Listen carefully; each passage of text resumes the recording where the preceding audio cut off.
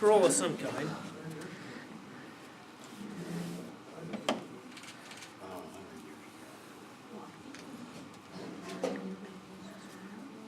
It's a membership roster. It says this is a 1948 through 49 list of paid-up members of Harry L. Anderson Post 34 of the American Legion. And I'm not going to read all those names because I think there's probably 800 members back then. I think our post all-time high record was 850 to 900 and something. So we'll leave this stuff out for you guys to look at. Looks like next we got a newspaper article. I'm going to guess that the time capsule was done in the late 40s. So this paper's from 1948. It's called the Oskaloosa Daily Herald. So,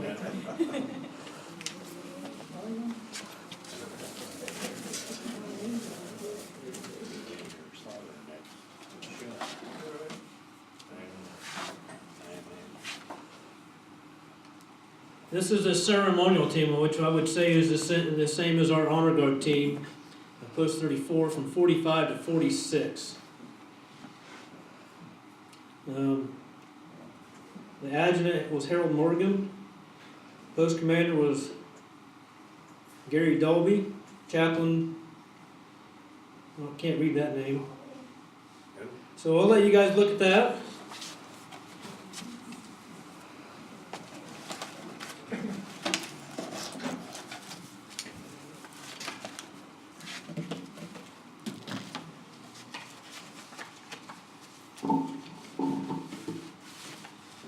And this is a band picture. Looks like the American Legion Post 34 band.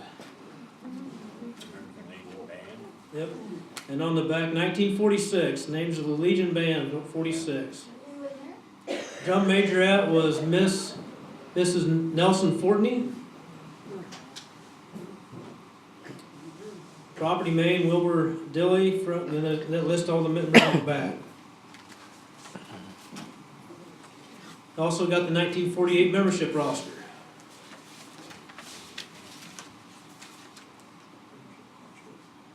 This is a photo of the,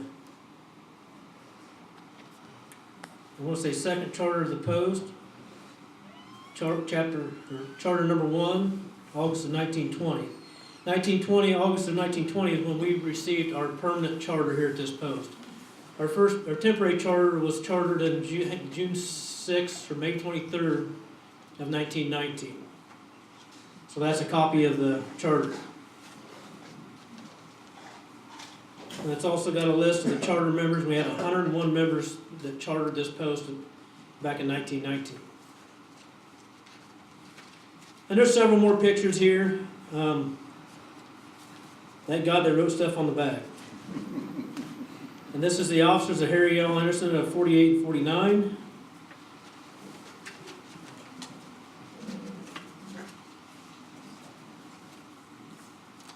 There are several of them here. This also has in here the Legion Auxiliary officers as well, 48 and 49, as well as their picture.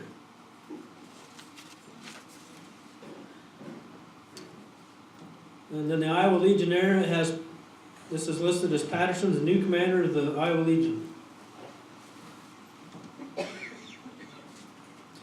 Well, I wish that we could teach cursive writing again, because this is awful hard to read when it's in cursive.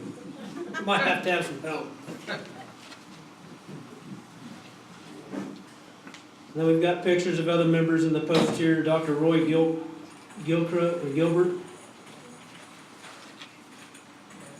Wilbur Dilly, Ned Gilbert, and then this is also advertisement in the local newspaper from back, I don't see a date on here, but it says your American Legion Post is an active and progressive group of over 800 members. 1947 is when that was published. And we got Philip Ellsworth. I'm pretty sure he's one of the charter members. I've never seen his name somewhere. And then we got another picture of the band here. It looks like there's almost 50 people in that band at that time. And that's got everybody's names on the back.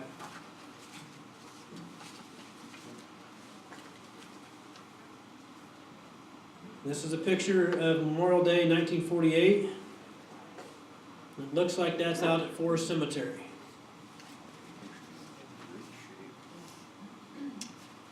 And this picture here is an interesting story behind that one, and it's on one of the trifles back there.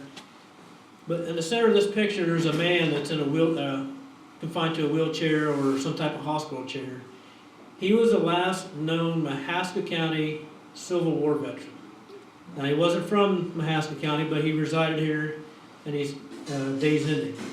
They had this celebration for him, and then 2 months after they had the celebration on his birthday, he passed away. So that's pretty significant. And that goes back to what we talked about, veterans take care of veterans. And here's our old post home. I think the building's still there. I think it's just over here on the corner. But it looks like it's had a gas station down below, and the post home was up above.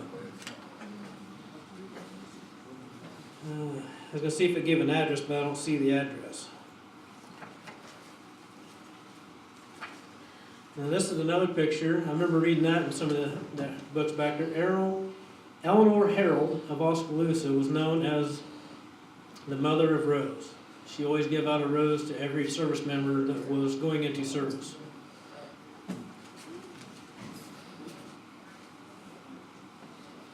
This is another picture of our post home. It doesn't say, I don't see an address, but that was 1923.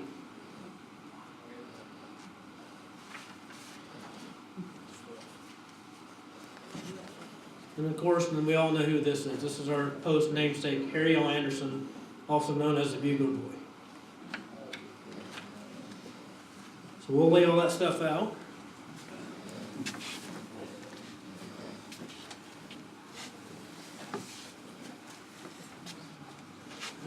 Looks like a postcard. It says, "Dear musician, Legion Band rehearsal is this Thursday, January 13th at 8 p.m. And that's postcard of 1949. And then we've also got our Memorial Day flyer here, May 30th at 48. That's a lot less than what we have now, Joe.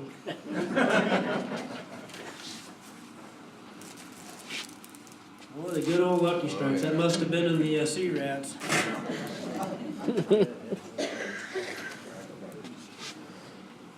And then we have this must be from, 1948 Department Convention.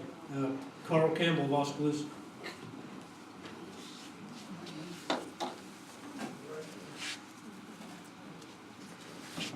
There's I wouldn't call it a sticker, but a water transfer.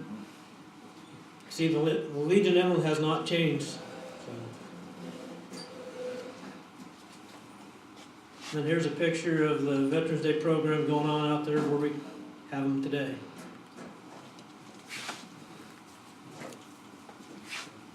It must be coins.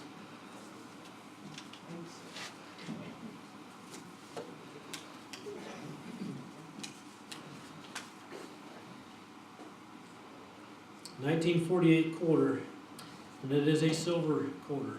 It's true silver.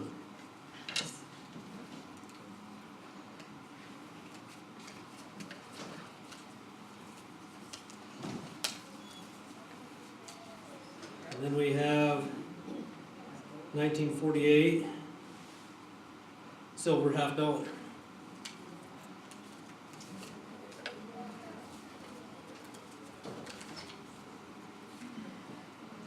Then a 1948 copper penny. And I think that's the one they call the wheat penny, whatever. I'm not a coin collector, as you can tell.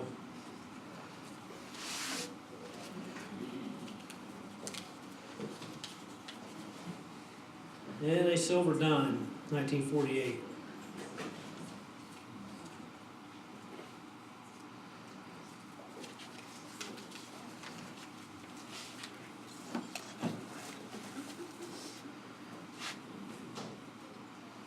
This is just a lapel pin in here. Another newspaper article. And this one's called The News and Announcements of Oskaloosa Territory Churches, November 12th of 1948. I'm not sure what the significance is on that one, but I'll let you guys look at that one. Oh, it's right there on the back. It says American Legion celebrates Armistice Day and dedicates a new home. And it looks like we had a parade of veterans and stuff that day.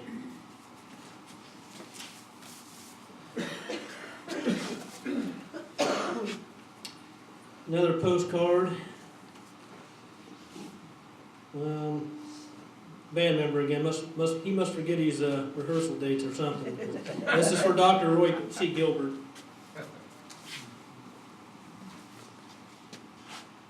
And then this is an American Legion brochure or pamphlet. It says, "You are the American Legion and how." I'll let you guys look at that.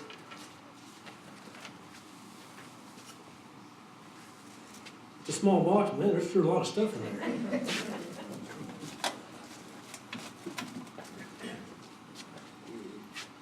I don't know about you, but that's a pretty small ice scraper.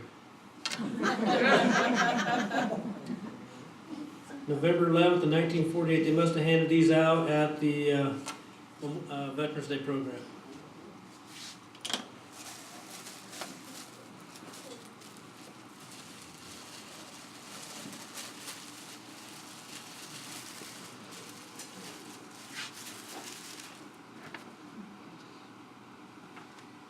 And this is a picture of a Legionnaire in district covered too, 5th District. And this picture is shown with Dr. Roy Gilbert of Oskaloosa, commander of the 5th District American Legion, presenting Miss Marilyn Sloan, a senior student in the Oskaloosa High School, her first phase medal she won by taking the first place in the 5th District oratorical contest.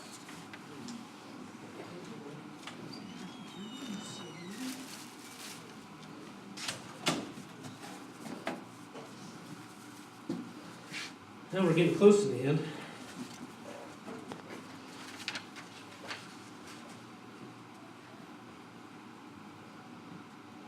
And this is just a letter from the 5th District.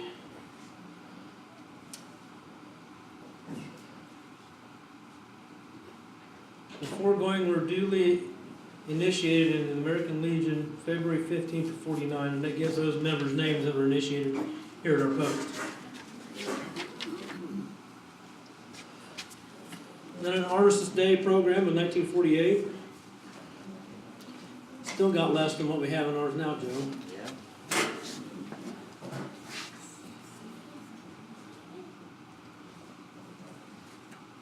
And these are post newsletters that are still cost 1 cent to send us back in 1948.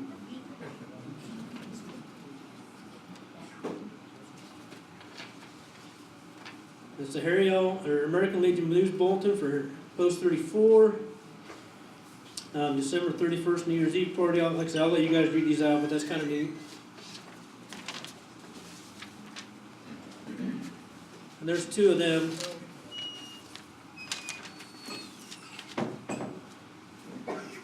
Yeah, it looks like the last thing here is another newspaper article. And it says Communists fail to defeat the ERP.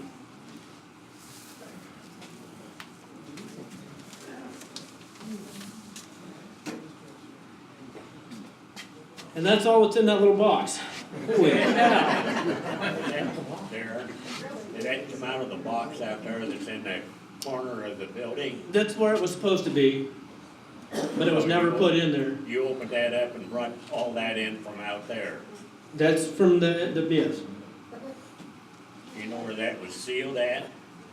Well, it was sealed with copper. It was in the cornerstone of the original building. Yeah.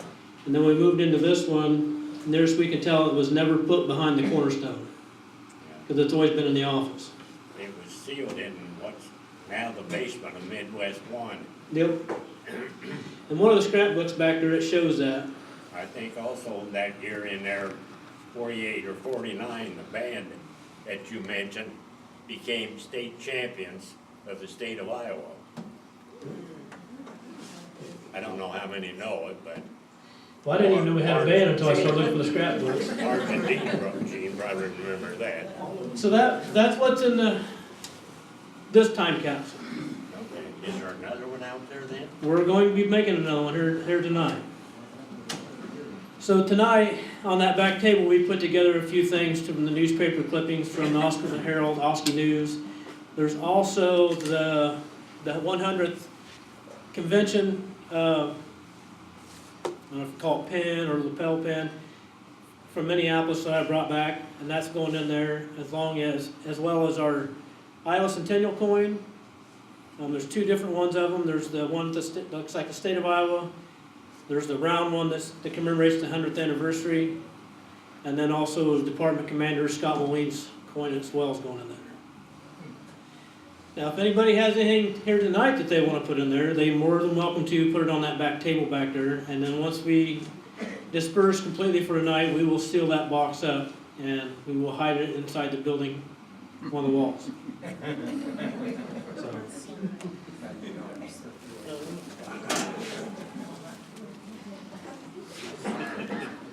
So that part concludes the time capsule, but that's the significant part about that. Now, a little more to go behind this. We invited the local media outlets here to help us tell this story, and then they're going to give us those stories, and we're going to send them to national. And hopefully they can use it for an article in one of the Centennial magazines. So that's the plan behind it.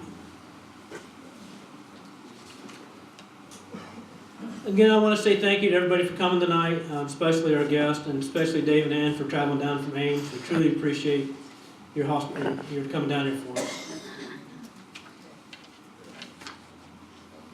I've only got 30 more pages to go. I'm just kidding.